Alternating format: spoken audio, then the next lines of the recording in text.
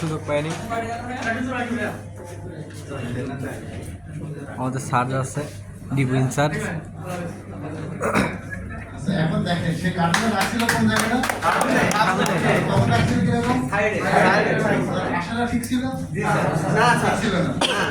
তার কিন্তু যখন প্রথমে ঢুকছে তখনই কিন্তু তার একটা অস্থিরতা ভিতরে, সে মানে খুব বিজি মানুষ, কিন্তু তার তো বোঝা উচিত আমার এতগুলো কাজ আছে, আমার এতগুলো কার্টুন, আমি যদি নিজের দায়িত্ব না রাখি তাহলে মানে এগুলো তো যে কোনো সময় মিসিং হবে।